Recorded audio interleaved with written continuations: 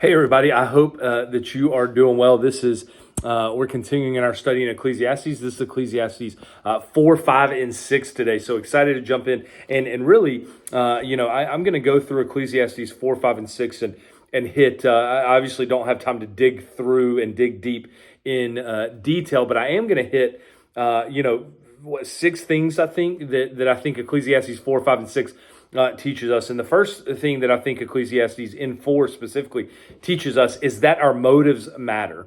And one of the things that Solomon says in here is that all labor and skillful work is due to one person's jealousy of one another. You see, what happens in life is we become jealous and we start comparing ourselves to other people. And comparison always steals our joy. And the reason that comparison steals our joy is because when we start to compare ourselves to other people and we start to look at other people's lives in comparison to ours, we don't see everything going on in their life.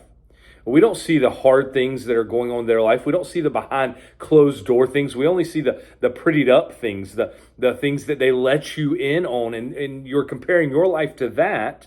And so your comparison, your jealousy, your envy leads you to do things that don't always have the fruit that we wish they would have. And so what happens specifically in regards to our work is what Solomon says is that we see other people, and so we work harder and we try to gain more because of other people, that we have envious, and so we always want more. Why? Because our neighbor has more. We always want a new car. Why? Because our friend got a new car. We always want a bigger house. Why? Because this person we know got a bigger house. So we work harder and harder and harder and try to gain more and more and more. And in the end, it does nothing for us. You see, striving in order to be like other people instead of serving the Lord and doing what He has called us and told us to do can get us into trouble. So our motives matter. Why do you do what you do? That matters. The way that you answer that question, it matters. Another thing that matters is rest. Rest matters. Solomon says in here is better one handful with rest than two with effort and a pursuit of the wind which you can't catch. We for some reason in our culture have struggled to be content with less. We think that more is always better. We think that more is always greater. We think that contentment comes from gaining more and more and more. And the reality is that is a lie that we have started to believe that is simply not true. The reason that I believe that God gives us the gift of Sabbath and says work 6 days and rest one, it's a gift for us. You don't have to use it, but I believe we're stupid not to.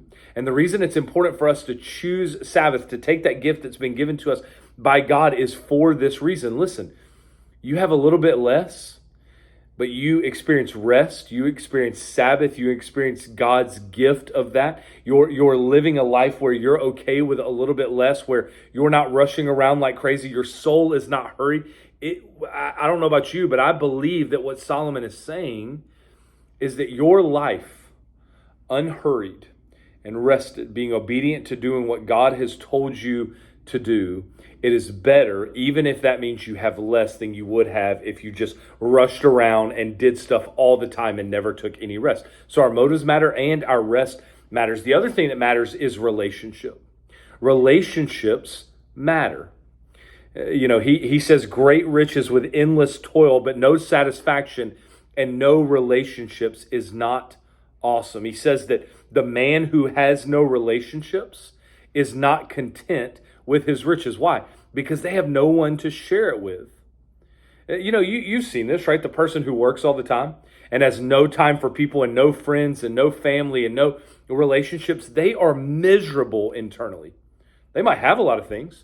They might have a great job title, but they are miserable internally. Then he goes in and he says, this is the reason why I would say two are better than one. Because if you're by yourself and you fall, you don't have anybody to pick you up. But if you're with somebody, you got somebody to pick you up. If you lie down together and you're by yourself and it's cold, you can't keep warm. But if there's two of you, you can keep warm. If you're by yourself and someone comes at you and tries to overpower you, well, you might not be able to. They might overpower you. However, if you have somebody else with you, you can resist them.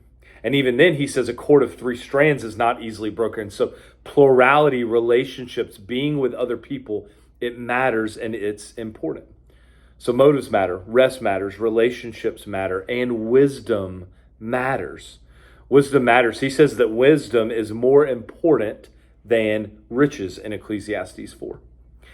That wisdom comes from the fear of the Lord, and wisdom is more important than riches. And so in Ecclesiastes 4 specifically, we learn four things. Our motives matter, our rest matters, our relationships matter, and our wisdom matter. And then we get into Ecclesiastes 5 and 6, and I think there's two big principles that are running all the way through Ecclesiastes 5 and 6. The first is this: your words matter. Your words matter. One of the things that Solomon said, he said, and really your actions matter, not just your words, because he says, when you go to the house of God, guard your steps. It's better to approach in obedience than to offer the sacrifice as fools do. So your words and your actions, they matter. Solomon says, don't be hasty to speak. Listen to God more than you speak. Listen to others more than you speak. Be quick to listen and slow to speak. He tells us to let our words be few, our words to God and our words to other, because many words bring futility. Many words, Proverbs says, bring sin. Then he says, hey, make sure you fulfill what you vow to God. If you're not going to fulfill it, it's better not to vow it. There's actually a story that Jesus tells that this passage in Ecclesiastes reminds me of. It's the story, I actually read it this week in the Gospel of Matthew, where there's a father who has two sons. And he goes to his two sons and he asks his sons to go outside and do something for him. The first son says, absolutely, I'll make it happen. And then he never does it. The second son says, no, I'm not going to do that. But then he goes back later, thinks better of it, and he actually goes and does it. And the question that Jesus has asked is, which of those do you think is right? Which of those do you think is better? The one who said yes, but then didn't do it, or the one who said no and eventually did it?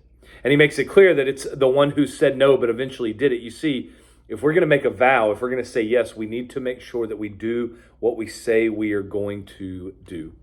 So in our words and our actions, let's make sure that we fear God, because his presence is everywhere and at all times. And then the last thing I think we learn in Ecclesiastes 4, 5, and 6, and this comes from Ecclesiastes 6 mainly, some of 5. I think contentment matters. Satisfaction matters. Fulfillment matters. You know, the reality is, I can tell you this from Solomon and from experience and conversations I've had with so many people. People are never fully satisfied with money. Because people that have a lot of money and they work really hard for their money, well, what Solomon says in here is they actually don't sleep. They don't sleep. They struggle with rest, and they're never satisfied. They're always worried about something. Have you ever had a conversation with somebody who owns their own business? They're always worried about how they can make more, or what happens when it disappears, or how are they going to pay their people. There's always something that they're worried about. And Solomon says, man, our contentment matters. Be satisfied with less. Riches don't bring satisfaction. You can't take it with you. So enjoy what God gives you and enjoy life, because God is the giver of life. And I believe that contentment is a key characteristic of a believer. You see, God is sovereign. God's in control. He's over everything. He has authority over everything. And the reality is, I want people to be content and enjoy what God gives them. There's so many people that have so much, but they lack nothing that they desire, is what Solomon says. But they don't actually ever take a chance to enjoy it, and someone else behind them ends up benefiting from it. Solomon ends this section by talking about, hey, what does it matter how long you live if there is no happiness? If you don't end up having a proper burial with people there that you impacted and that loved you, and that there is no legacy that you make, what's the point of life if not for that?